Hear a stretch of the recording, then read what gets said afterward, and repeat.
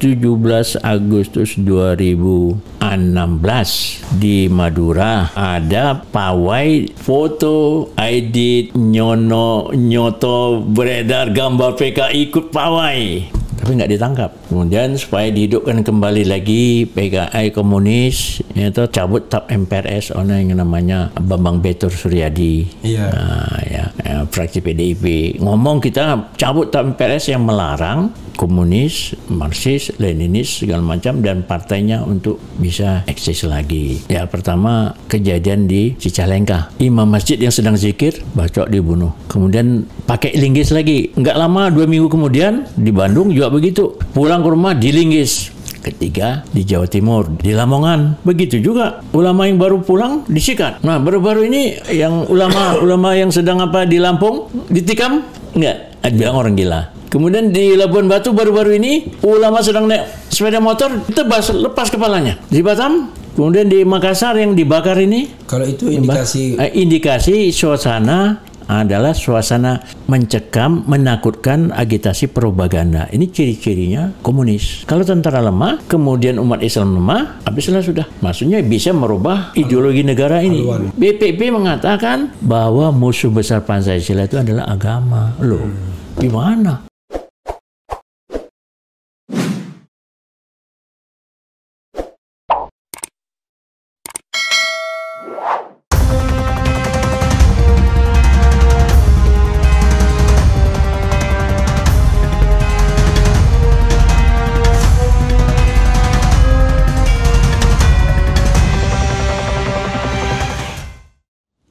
Kita diskusikan ini yang juga mengkhawatirkan adalah kebangkitan PKI. Ya. Kalau itu kan, kalau cuma sekedar dia minta begitu barangkali nggak bahaya. Tapi kalau dia mau take over pemerintahan dengan cara yang tadi, masuk ke lini birokrasi, lini ulama, lini TNI. Kan? Kita lihat nanti. Sudisman udah ngomong tuh, saya bisa biar anggota PKI-nya mati terbunuh atau apa, tapi PKI tetap hidup, komunis tetap hidup katanya. Itu udah contohnya. Saya yakin apa Pak Jenderal? Nah, sudah itu 17 Agustus 2016 di Madura ada pawai foto edit nyoto beredar gambar PKI ikut pawai.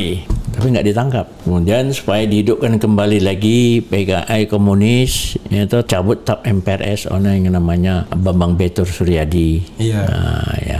Fraksi PDIP. Ngomong kita cabut TAP MPRS yang melarang komunis, Marxis, Leninis segala macam dan partainya untuk bisa eksis lagi. Dia ngomong gitu. Itu baru kira tahun 2017-an lah, baru itu. Dan kemudian apakah ada terindikasi di dalam pemerintahan?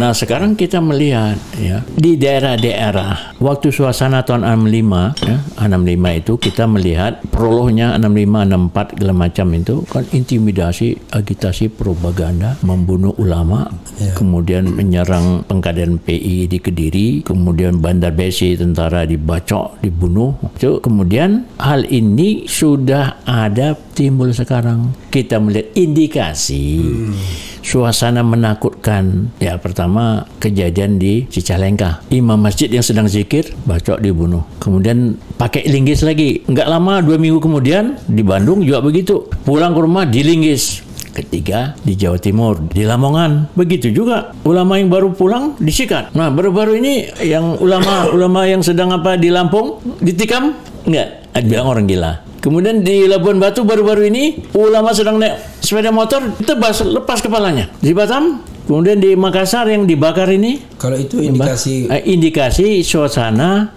adalah suasana mencekam, menakutkan, agitasi propaganda. Ini ciri-cirinya komunis. Di mana-mana komunis itu menakut-nakutin. Jadi orang ngerasa takut, kemudian nggak dekat sama agama. Dan agama sudah mulai ya disepelekan lah, yang apalah segala macam gitu. Itu gejala suasana, gejalanya kelihatan. Gejalanya kurang lebih sama ya. Udah sama suasananya. Kemudian pesantren-pesantren, ulama-ulama dimulai, ya apakah dibilang kriminalisasi? sih kita tidak tahu lah. Tapi gejala-gejalanya sudah arah ke sana. Kemudian undang-undang yang keluar di dalam DPR yang kita katakan ya kalau siapa Alfian Tanjung bisa sampai 120 orang gitu. Karena mereka kan sudah bisa masuk di partai. Iya. Maka undang-undang yang keluar kok rasanya ya nggak mengenakkan lah gitu ya. Yang mengenakkan lah, apalagi sekarang katanya undang-undang pesantren itu kan ditolak oleh pesantren. Pesantren yang bukan disetujui oleh partai, oleh ormasnya. Tapi para kiainya yang punya pesantren kan bukan ormas, bukan NU punya. Iya. Memang kan yang punya kan para kiai-kiai yang membuat pesantren.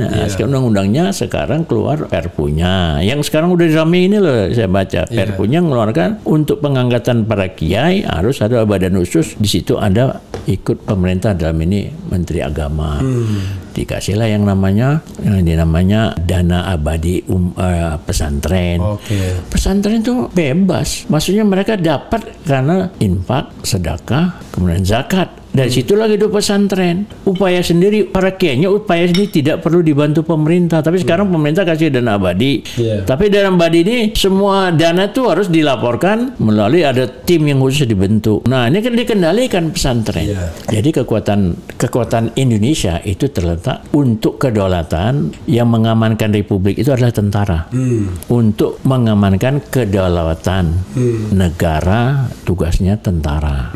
Nah Indonesia ketika menghadapi musuh dari luar maupun dari dalam, yang mengamankan untuk tugas kedaulatan negara adalah tentara. Nah, kekuatan Indonesia itu adalah terletak pada tentara. Kalau tentaranya lemah, kedaulatan kita nggak bisa kita jaga. Nah, sekarang tentara di Indonesia yang bisa memelihara negara itu umat Islam nomor 2, karena negara kita mayoritas Islam. Islam kekuatan. Kalau tentaranya sudah diperlemah, maksudnya ya apakah anggaran, ya, kemudian apakah persenjataan, kemudian tidak pada tempatnya sekarang, umpamanya lininya masa polisi di depan, keamanan. Ya, keamanan kan keamanan dan ketertiban masyarakat dan penegak hukum di Undang-Undang Dasar. Tapi sekarang kan tidak. Tentara yang mau untuk menghadapi teroris separatis seperti di Papua, komandannya polisi. Loh, ini kan kedaulatan negara yang mengatakan dia Republik Papua Merdeka. Itu kan tugas tentara.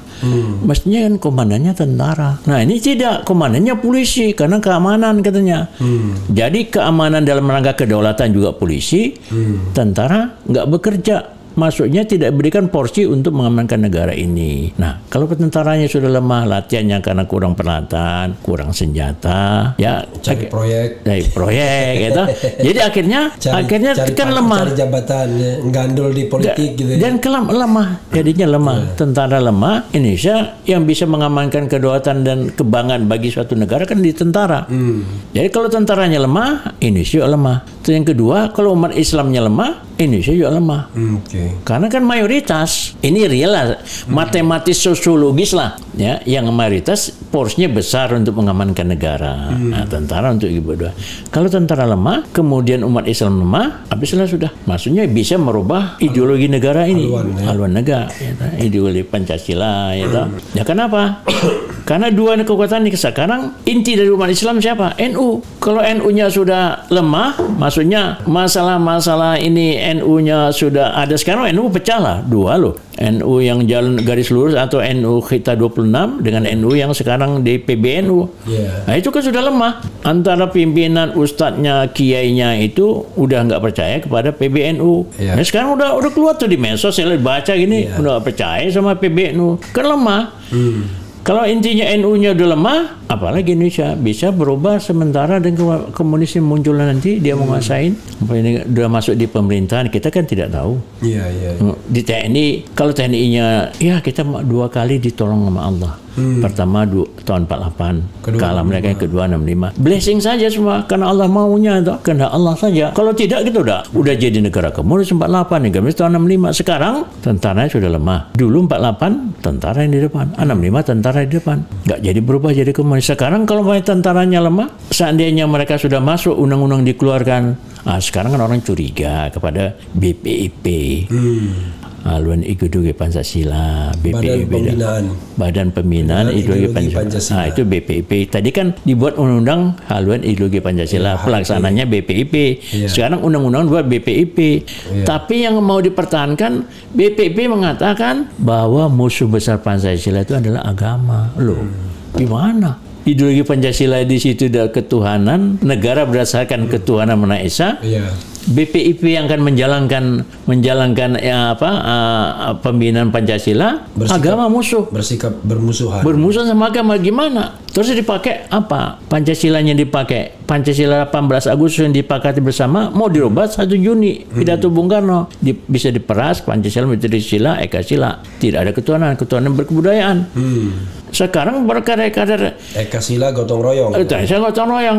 Nggak ada lagi istilah-istilah ketuhanan. Jadi apakah ini akan berubah? Kita akan melihat, ini gejalanya mau dirubah nih negara ideologi kita dirubah dari Pancasila menjadi kalau gotong royong ikut semua boleh kan? Ikut semua. Dan kemudian kita lihat foto itu Mega, salam Pancasila adalah gini. Salam siapa coba lihat? Xi Jinping gini salam. Kemudian di sini siapa yang DNID begini salamnya? Apakah begitu? Itu kan satu tanda tanya.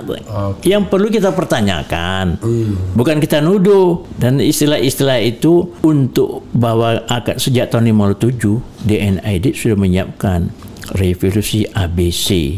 Sama dengan GBHN. Maksudnya apa-apa yang pada waktu Bung Karno, GBHN pada Bung Karno, monopol Uzbek namanya, itu sama dengan rencana sejak 57 oleh komunis, oleh DNID untuk membuat Indonesia seperti apa. Monopol Uzbek persis. Monopol Uzbek itu manifesto politik, undang-undang dasar, sosialisme, demokrasi, dan apa? Ekonomi.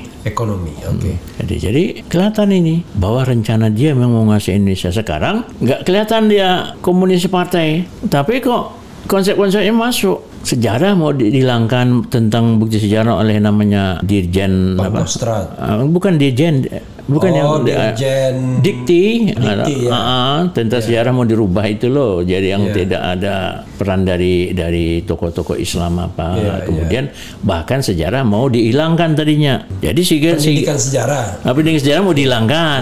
Berarti kan tidak ada sejarah tentang pemberontakan komunis ini itu sumbangan dari ormas partai uang dari umat Islam kan mau dihilangkan. Itu bau-baunya udah ke sana, bau-baunya kelihatan. Itulah yang sekarang nih. Kalau tidak ada kita memperingati, memberitahukan yang hari ini gerakan G30 PKI kan bergeraknya sekarang jam 10 ya.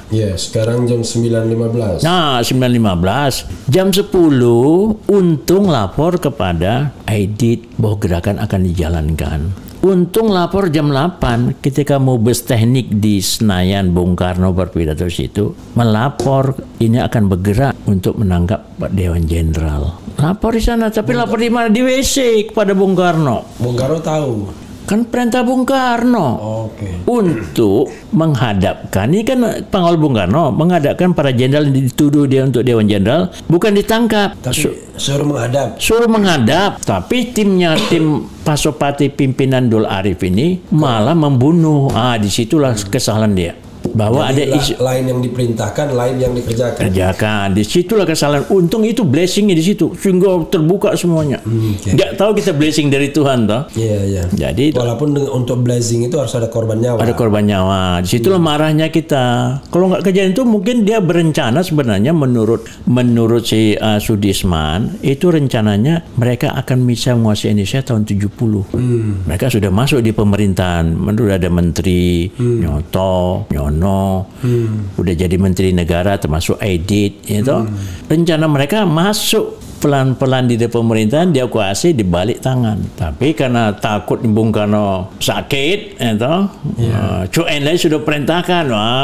Mao Zedong bilang dulu kami 125 jenderal kami bunuh. Revolusi bukan kebudayaan tahun 49. Ketika terbentuk Republik Cina yang pertama komunis itu People Republic itu. 125 jenderal kami habiskan. Kalian sekali pukul masih jenderal-jenderal yang nggak mau ikut. Nah itu inspirasi Aidit. Nah takut dia Bung Karno mau apa kalau nggak meninggal lumpuh itu. Oleh Angkatan Darat, katanya dokumen dia. Padahal Angkatan Darat nggak ada niat itu untuk Dewan Jenderal yang namakan Dewan Jenderal, Dewan Jakti, Dewan Jabatan Tinggi Kepangkatan dan Tinggi Dewan Jakti itu memilih para kolonel menjadi jenderal. Dituduh, dibuat rekayasa seolah-olah mau terjadi kudeta.